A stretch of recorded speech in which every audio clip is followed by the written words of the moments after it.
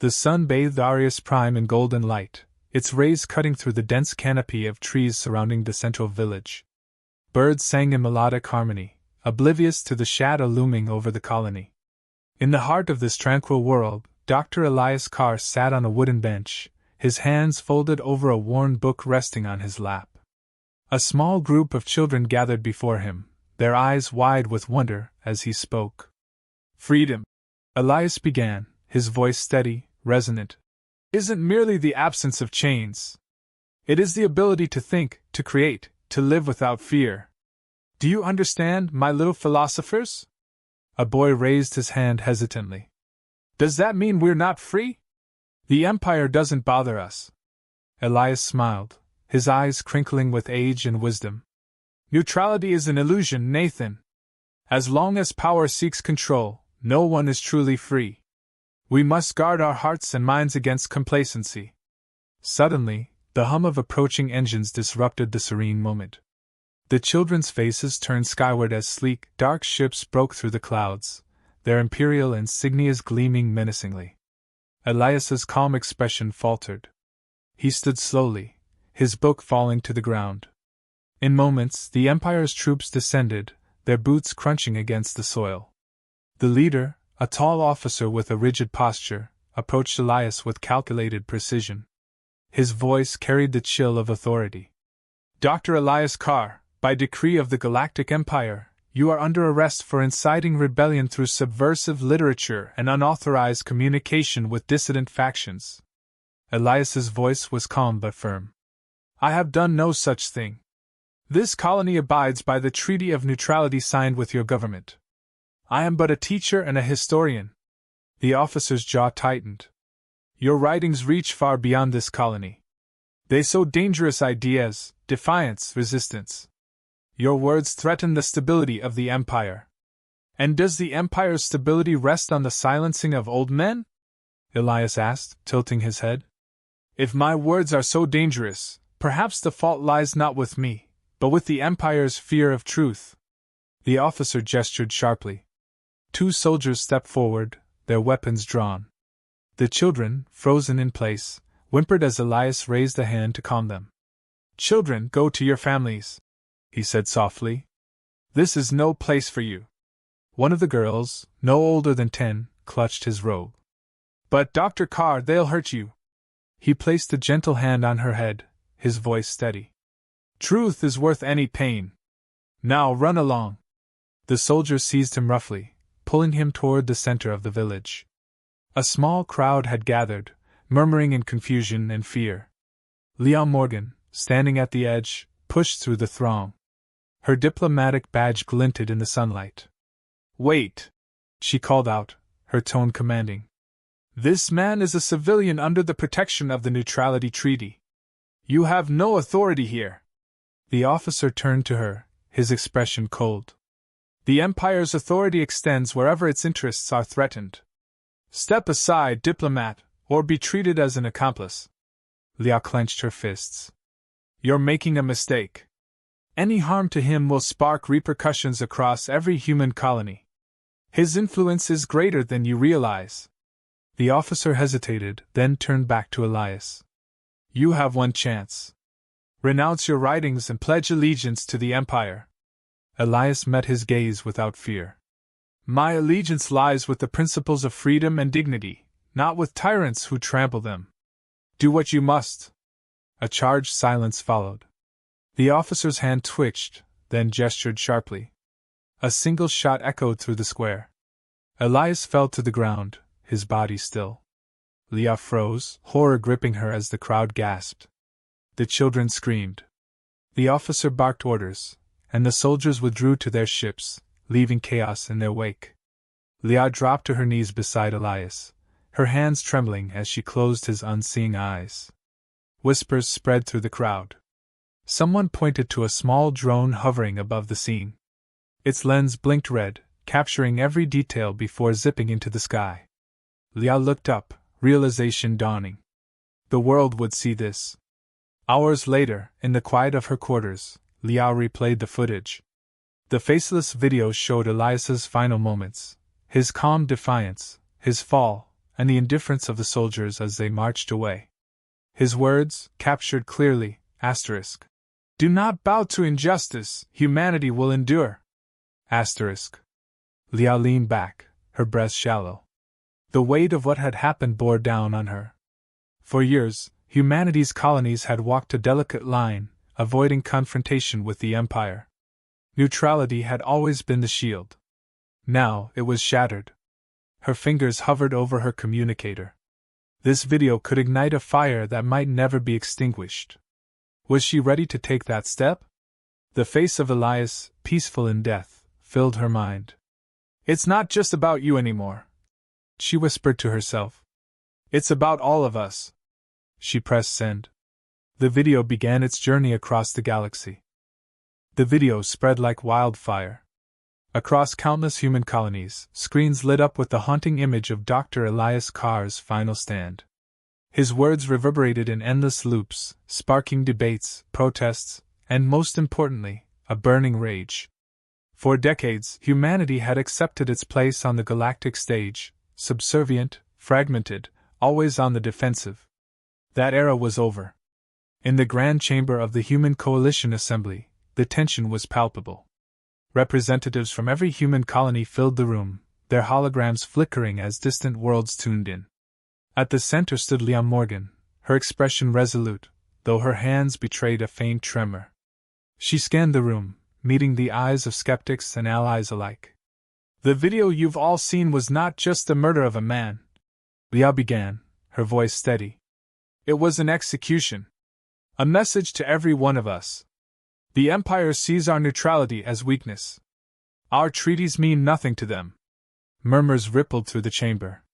Some nodded in agreement, others exchanged uneasy glances. A prominent representative, Senator Callan, rose to speak. And what do you propose we do, Ms. Morgan? Declare war on the most powerful force in the galaxy? This assembly was formed to preserve peace, not to instigate a suicidal rebellion. Peace? Leah countered, her tone sharp. Is this peace? Watching our elders, our children, our future stripped away one compromise at a time? Dr. Carr's death was meant to intimidate us, to remind us of our place. Instead, it should remind us of who we are. Admiral Jonas Greaves leaned forward, his grizzled face etched with the scars of 1,000 battles. Eloquent words, diplomat. But words don't win wars. The Empire's fleet outnumbers ours 50-1. They have technology we've barely begun to understand. We'd be crushed before we even left orbit. Leah turned to him, her gaze unwavering. Admiral, with respect, you've seen what humanity can achieve when it's pushed to the brink. Our history is one of survival, of innovation born from necessity. We may be outnumbered, but we're not outmatched, not if we stand together. A young representative, barely older than 25, stood hesitantly. Dr. Carr spoke of unity, of resistance to oppression. But he also warned against reckless action. If we declare war, how many more will die? How do we ensure his death wasn't in vain? Leah took a breath, choosing her words carefully. I knew Elias. He believed that principles must be defended, even at great cost. His death wasn't a call for vengeance, it was a call for action. We can't bring him back, but we can honor his legacy by ensuring no one else suffers the same fate. The murmurs grew louder, opinions clashing. Leah scanned the room, gauging the mood. Some were clearly on her side, their faces lit with determination. Others hesitated, weighed down by the gravity of the decision. Finally, a voice rose above the noise. It was Dr. Arun Patel, a respected scientist and strategist known for his calm pragmatism. If we're to stand against the Empire, we must do so intelligently. War is not won by passion alone. We need a plan, alliances, and an understanding of their weaknesses. Leah's right, we can't let this go unanswered. But we must be strategic. Leah nodded, grateful for the support. Agreed. This isn't about rushing headlong into battle. It's about showing the Empire that humanity will no longer be cowed. We start by securing our defenses, rallying our people, and seeking allies among those who've suffered under the Empire's rule. This isn't just our fight. It's the galaxies. Admiral Greaves folded his arms, a faint smile playing on his lips. You've got spirit, I'll give you that. Fine. Let's assume we do this. What's the first move? Broadcast unity, Leah replied without hesitation. The video of Elias has already united millions. We need to amplify that message, remind every human colony what we're fighting for. But more than that, we need to show the galaxy that we're not afraid. If we can rally others to our cause, we have a chance. Senator Callan scoffed. And what if no one comes? What if we stand alone? Then we stand, Leah said firmly. Because the alternative is bending the knee. And I won't let Elias's death be the beginning of our end. The chamber fell silent. Slowly, heads began to nod. One by one, representatives voiced their agreement. Leah's words had struck a chord, reigniting the embers of defiance that had long lain dormant. The vote was cast, unanimous in its decision. Humanity would no longer sit idle. As the assembly dispersed, Leah lingered, staring at the holographic display of Elias's face that had been projected above the chamber. A hand on her shoulder startled her. She turned to see Admiral Greaves. You're either the bravest or the most foolish person in this room, he said gruffly. Maybe both. I'll take that as a compliment, she replied with a faint smile. Are you with us, Admiral? Always, he said, his voice softening. But make no mistake, this is going to get bloody. I hope you're ready for what's coming. I've been ready since the moment they pulled the trigger, Leah said. Now we just need to make sure we're prepared for the fight ahead. As Greaves walked away, Leah turned her attention back to the display. She could almost hear Elias's voice, calm and resolute. Asterisk, do not bow to injustice. Humanity will endure. Asterisk. We'll endure, Leah whispered. And we'll rise. The message Leah intercepted was chilling in its implications. The Galactic Empire was not waiting for humanity to mobilize. It was preparing to strike first. The encrypted communication revealed a covert operation aimed at crippling humanity before war could even begin. Key figures, critical supply routes, and vital infrastructure were marked for systematic destruction. Leah sat in a dimly lit intelligence room aboard the Coalition's flagship, surrounded by holographic projections of intercepted data. Dr. Arun Patel leaned over a console, his fingers dancing across the interface as he decoded fragments of Imperial transmissions. They're planning coordinated strikes on our fuel depots and communication relays, Arun said grimly. If they succeed, we'll be paralyzed before we can organize a defense. Leah's jaw tightened. How long do we have? Days. A week at most, Arun replied. They're using cloaked ships. Our standard detection systems won't see them coming. Admiral Greaves entered the room, his expression unreadable. We've faced worse odds, he said, his voice gravelly. But this is precision warfare. They're targeting our spine. If we lose even half those locations, we might as well surrender. Leah's mind raced. What about a countermeasure? Can we lure them out of hiding? Greaves frowned. Not without risking everything. If we concentrate forces in one location, we leave others exposed. They'd pick us apart. Arun interrupted, his tone cautious but hopeful. There is one possibility. We could create false signatures, decoy installations that appear vital. If they take the bait, we could ambush them. Greaves raised an eyebrow. Ambush with what? We barely have enough ships to defend our actual assets. Leah stepped forward, her voice firm. Then we fight smart. Use the decoys to funnel them into a single engagement. Force them into a situation where their numbers and cloaking tech won't matter. Greaves studied her, his skepticism evident. And if they see through the deception? Then we adapt, Leah said. Isn't that what we've always done? Outmaneuver, outthink, and survive. The room fell silent as the weight of the decision settled over them. Finally, Greaves nodded. Fine. We'll need every engineer and strategist on this.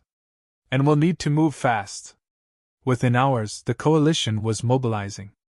Ships equipped with modified emitters began deploying decoys across key sectors. Each false installation was designed to mimic the energy signatures of critical infrastructure. Meanwhile, Elias spearheaded diplomatic efforts to rally support from other species under imperial oppression. Her first contact was with the HFY, an alien race renowned for their advanced stealth technology but fractured by internal conflicts after centuries of imperial subjugation. Elias stood before the council, a semicircle of stern, sharp-eyed leaders who regarded her with suspicion. "You ask us to risk annihilation for your war," the HFY Prime Speaker said, his voice layered with tones that conveyed both skepticism and intrigue. "What makes you think humanity's struggle is any different from ours?" Elias took a step closer, meeting his gaze. "Because your struggle and ours are the same. The Empire thrives on division, on keeping us isolated and afraid. But united, we have a chance to break their hold. Not just for humanity, but for every species they've oppressed." Another council member leaned forward, her scaled fingers tapping the armrest. "And what happens if you fail? If the Empire crushes you, as they have crushed so many others?" Leah's voice was steady. "If we fail, then let our resistance be a spark that lights the way for others. But I believe we won't fail. Because we're not just fighting for survival, we're fighting for a galaxy where no one lives under tyranny." The council deliberated for hours. When the decision finally came, the HFY agreed to lend a small fleet and their stealth technology, but their leader's parting words were a warning. "We are not saviors, Liam Morgan. Your cause must prove worthy of our sacrifice." Back aboard the Coalition flagship, Liao worked tirelessly with Arun and Greaves to finalize the ambush strategy. The plan was bold and fraught with risk: lure the Empire's fleet into the asteroid belt of Epsilon Theta, a chaotic region where cloaking technology would be rendered useless by electromagnetic interference. As the fleet prepared to move, a new challenge arose. Liao uncovered intelligence suggesting that one of the Empire's primary targets was a densely populated human colony near the asteroid belt. If the ambush proceeded as planned, the collateral damage could be catastrophic. "We can't go through with this," Liao said, slamming her hands on the table during a strategy briefing. "Innocent lives will be caught in the crossfire." Greaves shook his head. "We don't have a choice. If we let this opportunity slip, we may never get another chance to strike." "There's always a choice," Liao shot back. "We're fighting to protect people, not sacrifice them. If we destroy a colony in the process, we're no better than the Empire." Arun hesitated before speaking. "There might be a way. We could deploy evacuation shuttles under the guise of a relief mission. It would be risky, but it could buy enough time to get civilians out of harm's way." Greaves sighed, his frustration evident. "And if the Empire catches wind of this, they'll see through the ambush." "Then we make sure they don't," Liao said firmly. "We move fast, stay quiet, and trust our people to pull it off." The evacuation plan was set into motion. Liao personally led a team to oversee the operation, coordinating with local resistance groups to ensure the colony's safety.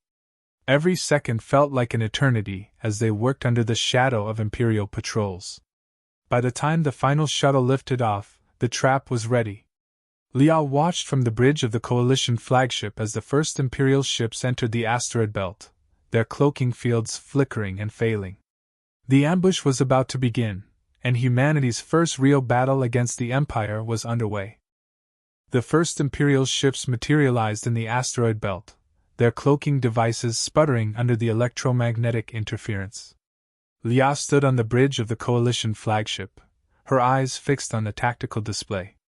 Red blips, marking Imperial vessels, grew steadily in number. The ambush had begun.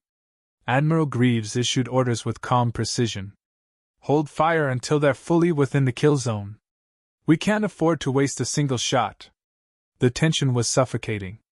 The asteroid belt's chaotic environment worked both for and against the Coalition. The dense field provided cover but left little room for error. One miscalculation could send a ship careening into a tumbling rock the size of a city. "Enemy fleet at 70% deployment," the tactical officer announced. "They're spreading out, scanning for targets." "Let them look," Greaves said, a hint of satisfaction in his tone. They won't see us until it's too late. Leah's mind raced as she analyzed the enemy formation. The Empire's strategy was predictable, overwhelming firepower concentrated at the front, supported by agile flanking ships. What they didn't anticipate was the web of traps hidden among the asteroids, mines disguised as debris, automated turrets powered down until the right moment. When the final ship entered the ambush zone, Greaves gave the order. Engage. The Coalition fleet sprang to life. Ships emerged from hiding, weapons blazing. The automated turrets activated, sending precise salvos into the Imperial ranks. Explosions rippled across the battlefield, illuminating the dark expanse with bursts of fire and debris.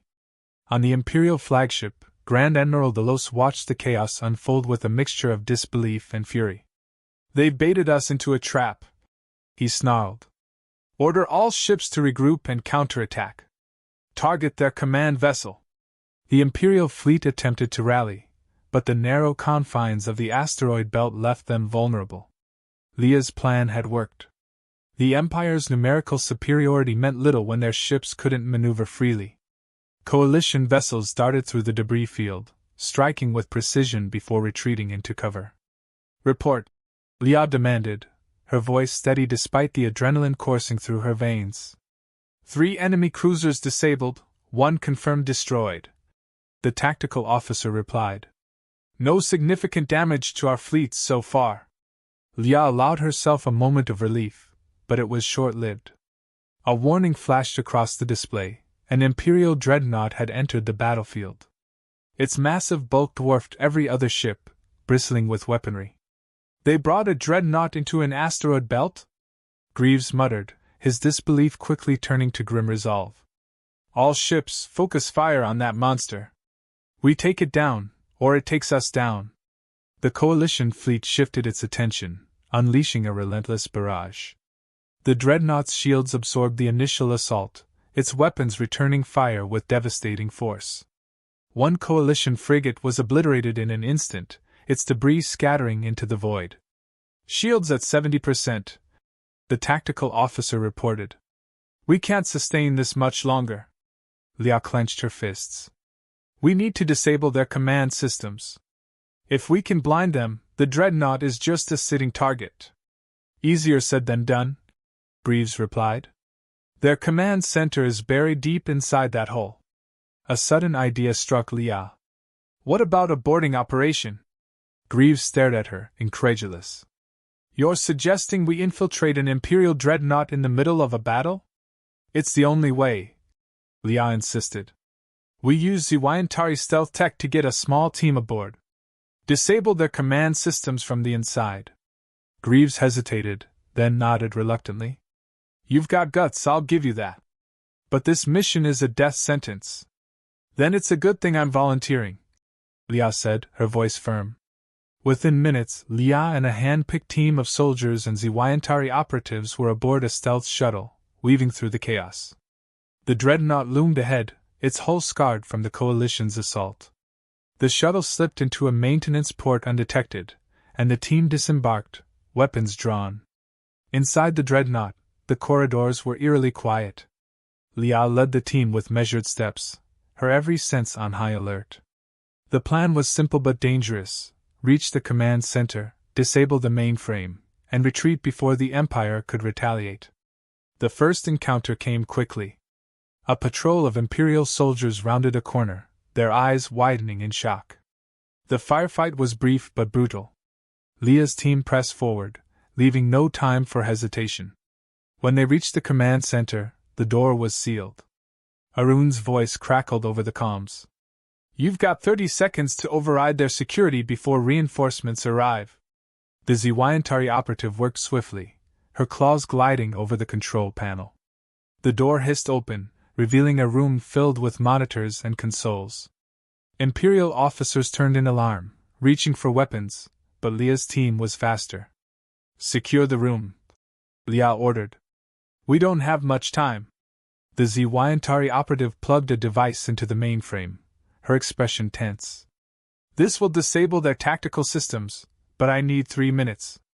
"Then you've got 3 minutes," Liao said, positioning herself by the entrance. Everyone, hold the line. The ensuing battle was chaotic. Imperial reinforcements poured into the corridor, their blaster fire lighting up the narrow space. Liao fought with relentless determination, her every move driven by the knowledge that the entire battle depended on their success. Done! The Zywantari operative shouted. Let's move! The team retreated, leaving chaos in their wake. Back aboard the shuttle, Liao watched as the dreadnought's weapons fell silent. The coalition fleet seized the opportunity, concentrating fire on the now vulnerable vessel. A final barrage struck the dreadnought's core, and it erupted in a blinding explosion. Cheers erupted across the coalition comm channels. The Imperial fleet, leaderless and disoriented, began to retreat. The ambush had succeeded. Back on the flagship, Liao stood beside Admiral Greaves, exhaustion etched into her features. We won, she said softly. Greaves nodded, his expression a mixture of pride and caution. Today, we proved we can fight. But this is just the beginning. The Empire won't forget this. They don't need to, Liao replied. We're not fighting to be forgotten. We're fighting to be free. As she looked out at the battlefield, now littered with debris, Liao felt a flicker of hope. The war was far from over, but for the first time, humanity had taken a stand, and won. Adjusted or enhanced,